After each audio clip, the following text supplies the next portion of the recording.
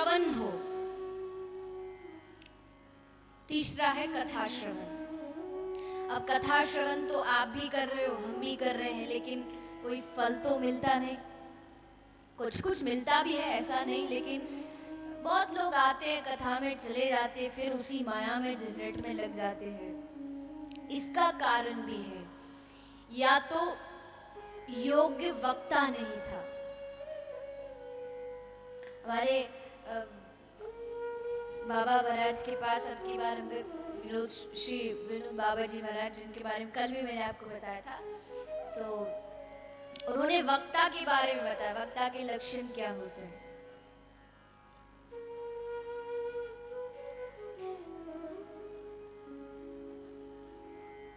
वक्ता भी 3 प्रकार का होता है, सतोगुनी, रजोगुनी और तमोगुनी।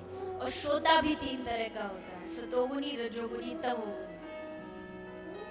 सतोगुनी तो वो जो वक्ता, सतोगुनी वो जो अपनी मस्ती में कथा कहे, ठाकुर जी के नाम की कथा कहे, उसको कोई फर्क नहीं पड़ता कि सामने कौन बैठा है, कोई समझदार है कि कोई अमीर है कि गरीब है कि ज्ञानी है कि उसको कोई फर्क नहीं पड़ता। क्यों?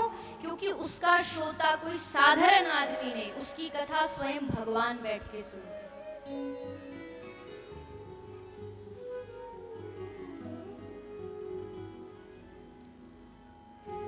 श्रोता भी सतोगुनी होता है, वो कथा में आनंद लेने के लिए आता, नाचता है, गाता है। कौन देख रहा है, कौन हंस रहा, रो रहा, उसको कोई फर्क नहीं पड़ता। एक होता है रजोगुनी श्रोता। वो रजोगुनी श्रोता वो कथा सुनने के लिए नहीं आता, वो व्यास की और यजमान की गलतियां ढूंढने के लिए आता है।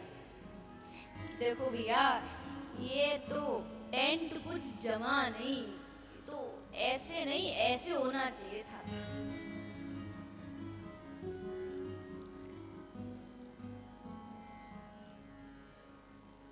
तीसरा तमोगुनी श्रोता।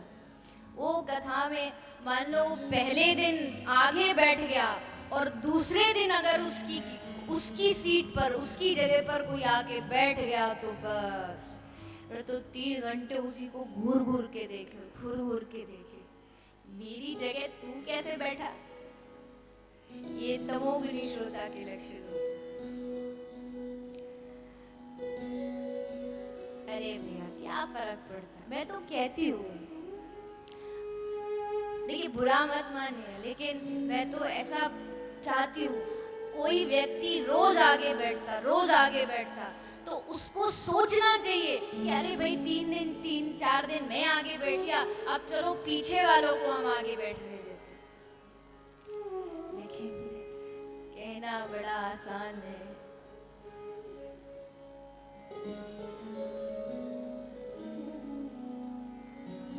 श्रवण फल तब देता है योग्य वक्ता हो, योग्य श्रोता हो।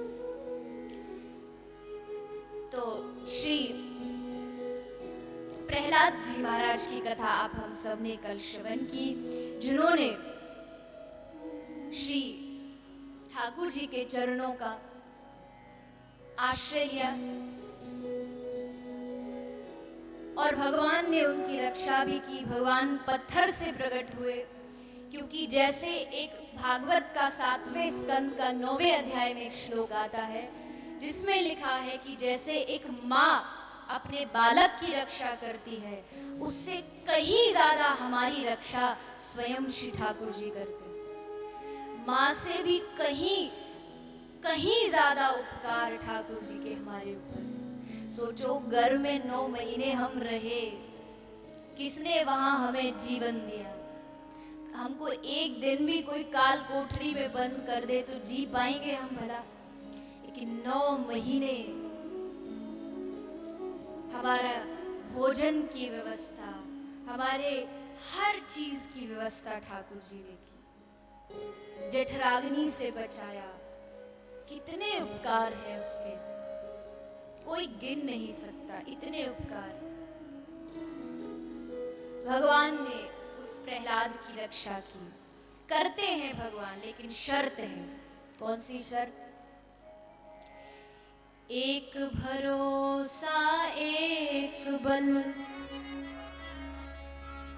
एक आस विश्वास,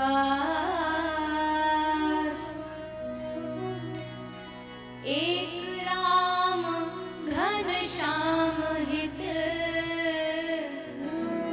चातक तुलसीदास। रक्षा करते हैं लेकिन शर्त है, सिर्फ उस पर भरोसा, सिर्फ उस पर विश्वास, तो रक्षा करते हैं।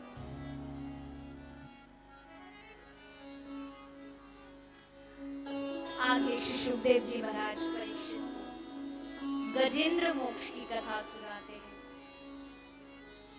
श्री सुखदेव जी कह रहे हैं, एक आसी त्रिकूट पर्वत पर एक गजेंद्र हाथी है, बड़ा शक्तिशाली है, लेकिन अपनी शक्ति का अभिमान है। और ईश्वर और भक्त के बीच में कोई सबसे बड़ी बाधा है तो वो है उसका अभिमान, सबसे बड़ी बाधा। जब व्यक्ति भक्ति के ऊंचे शिखर पर पहुंच जाता है, वहां जाकर के उसको ऐसा अभिमान जागता है कि ऊपर शिखर से उसका अभिमान उसे नीचे गिरा देता है। 7 दिन कथा सुन ली खूब श्रद्धा से, और 7वें दिन कह दिया मैंने कथा सुनी थी, बस 7 दिन का फल वही की वही खत्म।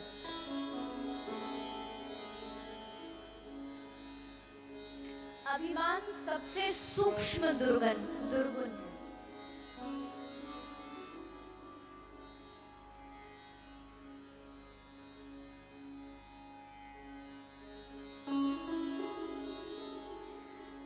हमारे मध्य में विशालाथ जी महाराज और परम श्री विकासनाथ जी महाराज पधारे हैं।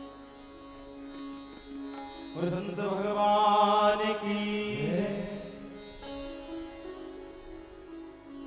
संत परम हितकारी, जगत माहे संत परम हितकारी, संत परम हितकारी, जगत माहे संत परम